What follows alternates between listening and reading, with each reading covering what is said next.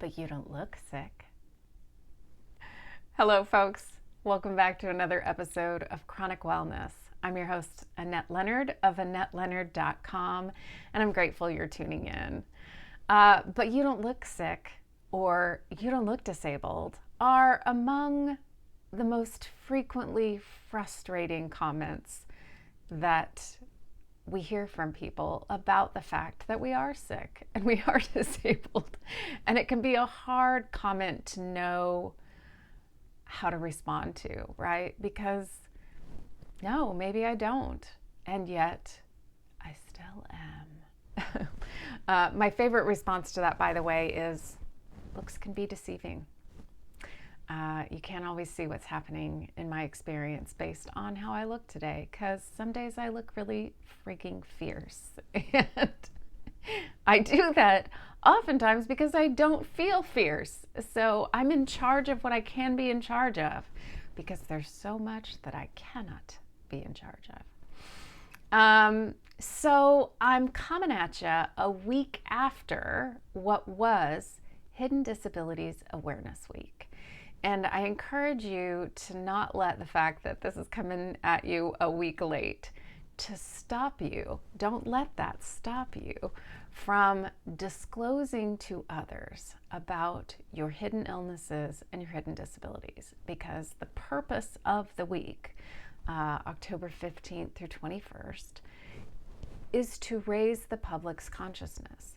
Obviously, for those who are tabs, temporarily able-bodied, if one does not have a first-hand experience of chronic pain, chronic illness, disability, the only way that they can gain awareness is by learning through the experiences of others. And folks, that's us. And I think oftentimes I err on the side of thinking, they've heard it. They're tired of hearing about it. I don't want to complain. And so I keep it to myself. And that's not always the best answer. And so I think these disease awareness months, Invisible Disabilities Awareness Week, should at the very least provide us opportunities in the way of an opening to say to close acquaintances, distant acquaintances, people at the supermarket, the guy who delivers our mail, hey, it's Invisible Disabilities Awareness Week. And I wonder if you know that I have several invisible disabilities, and here's what they are. Or, hey, just wanted you to know it's Invisible Disabilities Awareness Week. And one of the ways my disabilities impacts me is blah. And I think that even for those who know us very well, there are oftentimes things about our experience that people who know us very well are not in touch with. And maybe for someone who has a very visible disability, it's time to start disclosing the invisible aspects of your disability. So maybe you're an amputee, and you should disclose to others the ways in which you now have back pain because it's hard to recalibrate and walk with a steady gait because of your leg amputation. That's just an example. Or perhaps you are someone with hearing loss, and people aren't aware of the fact that now, because of your hearing loss, you also suffer from tinnitus. So these are examples of ways in which you might have very obvious disabilities and hidden disabilities that others don't know about. For me, it's things like, yes, my close friends know that I have chronic migraines, and they might not realize that that means when I go to their houses, even having just like low-grade background music that they think is lovely at dinner erodes my ability to think and participate and engage because I'm trying to screen that out in order to manage the pain I'm in and still participate in engaging in conversation. And so saying things about it. And I think in this culture, we are discouraged from discussing our experiences with disability and illness because it does start to sound like complaining. You know, if you don't have something nice to say nothing at all, becomes too overbearing at times. And that is a reason why these awareness days are a godsend. They are an opportunity for us to disclose. And I was on a trip recently with my wife in the car, and I watched two truckers pass one another on the interstate. And they did one of those trucker things of like flash their lights at each other as they passed.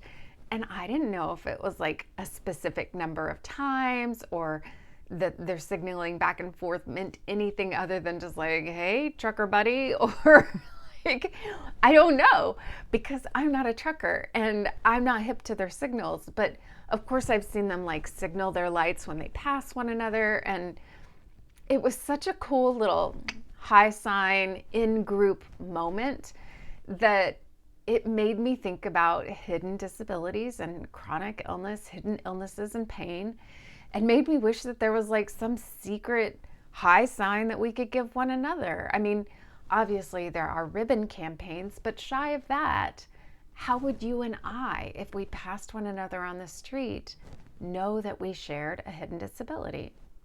We wouldn't. And wouldn't it be cool if we could share a little moment of like,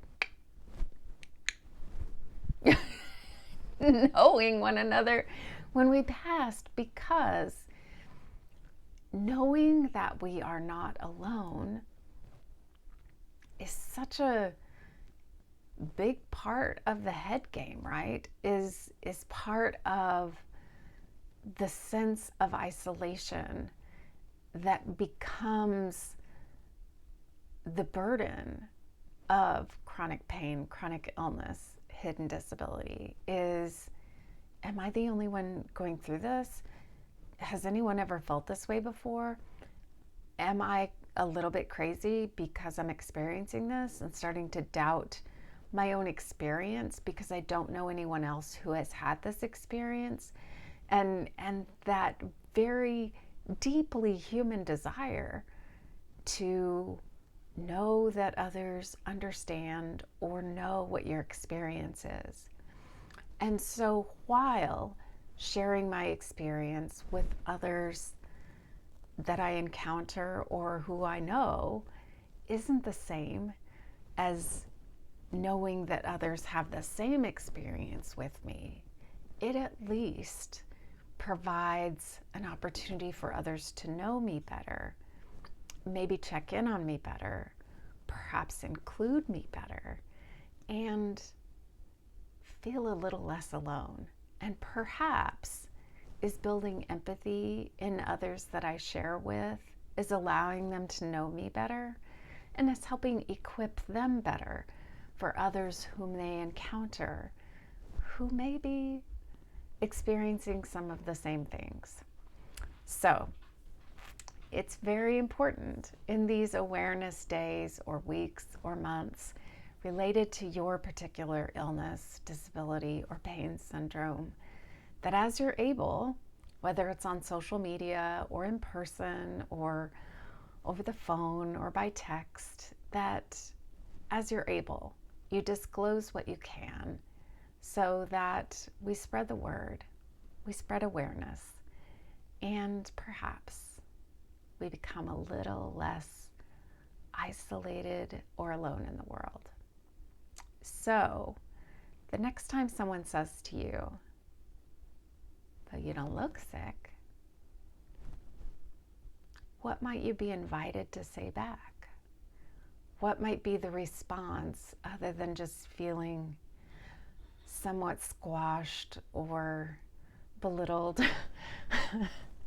or unseen by the person who's saying it? What might I say back that is Oh, well, that's so interesting because on the inside, here's how I am feeling. Maybe I use it as an opportunity to educate instead of just deflect or retort or feel diminished by. All right, Hidden Disabilities Week. We're a little bit late, but not too late to say something to someone who you mean to bring a little bit closer. I mean to bring you a little bit closer.